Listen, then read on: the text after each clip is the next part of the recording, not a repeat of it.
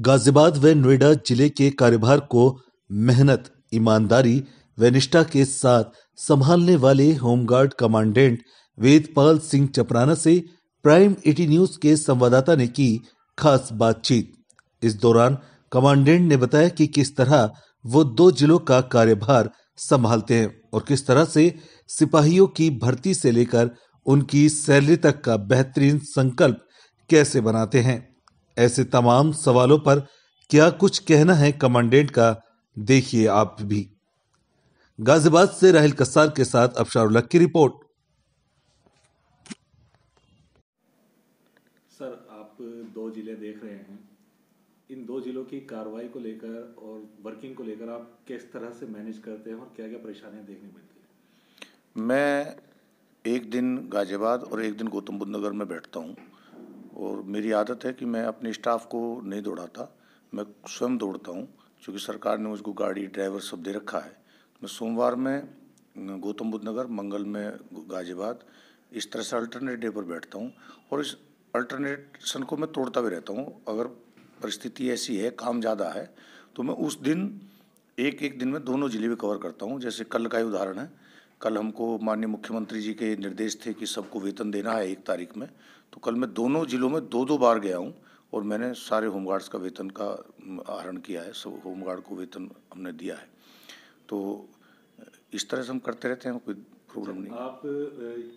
आपको सम्मानित किया गया है परसों ही, और उस सम्मान के बाद क्या क्या चीज़ें आपके अचीवमेंट में रही हैं, थोड़ा सा बताएं।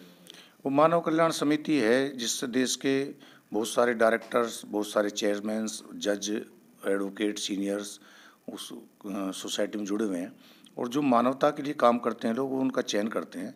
उसी में मेरा चयन हुआ था और उन्होंने मुझे सम्मानित किया दिल्ली में। कॉन्स्टिट्यूशन क्लब इंडिया गेट पर वो कार्यक्रम था। तो ऐसे तो जो भी एनजीओ है और वो जो अच्छा काम करते हैं उनको सम्मानित करते रहते हैं, एक सामान्य प्रक्रिया है। ठीक है सर, आप बांदा में भी आपने अपना वर्किंग प्लेस दिया है और यहाँ पर क्या लगता है कि सबसे ज़्यादा डिफिकल्ट वे कौन सा रहा आपका, बांदा साइड का या यहाँ पर? देखिए, बांदा मेरे से इसलिए मुझे थोड़ा सा डिफ़िकल्ट लगता था कि मेरे परिजन मेरठ में रहते हैं और मेरी माता पिता थोड़े बीमार रहते हैं, तो मुझे उनकी देख रेख में थोड़ी असावधानी थी, वरना मुझे बांदा में भी कोई दिक्कत नहीं थी। और उससे यहाँ थोड़ा डिफ़िकल्ट इसलिए लगा था कि मुझको यहाँ जब भेजा गया तो उस समय गौतम बुद्ध नगर के कार्यालय में रिकॉर्ड में आग लगा दी गई थी और एक यहाँ बड़ा घोटाला सामने आया था। उसके बाद मुझको यहाँ भेजा गया, तो जो शासन ने और हमारे हेडक्वार्टर ने मुझ पर विश्वास किया कि मेरी ईमानदारी पर जो उन्होंने एक निष्ठा जताई, उस पर यहाँ उतरना एक कठिन काम था। लेकिन मैं फिर भी उसमें गौतम बुद्ध नगर में मैं रहा हूँ, अभी भी गौतम बुद्ध नगर मेरे पास है और उन कठिनाइयों का सामना करना यहाँ निश्चित रूप से एक कठिन काम था, क्योंकि पूरा कार्यालय जब मैं आया सील था, 6 लोग जेल में थे और कोई अभिलेख हमारे पास नहीं था। उन विषम परिस्थितियों में मुझे गौतम बुद्ध नगर का चार्ज मिला था और लगभग इसी प्रकार की विषम परिस्थिति गाजियाबाद में थी, लेकिन हमने सब कुछ चुनौती के रूप में स्वीकार किया और सब ठीक ठाक चल रहा है। सर, एक सवाल, कुछ ये होता है कि ड्यूटी के वक्त जवान कुछ परेशान में आ जाते हैं या बीमारी से डेथ हो जाती है, उनके परिवारों के साथ ज्वाइनिंग को लेकर काफ़ी परेशानी रहती थी, उसको लेकर आपने कोई नई पहल शुरू की है, वो बताइए थोड़ा। मैंने एक नई पहल शुरू किया। हमारे जो अपर मुख्य सचिव महोदय हैं, उनका ये सीधा हमको निर्देश है कि जो भी जवान ड्यूटी के दौरान या ड्यूटी के अतिरिक्त अगर हमारा जवान है और वो एक्सपायर होता है, तो उसके परिजनों को शीघ्र ज़्यादा से ज़्यादा हम मदद करें।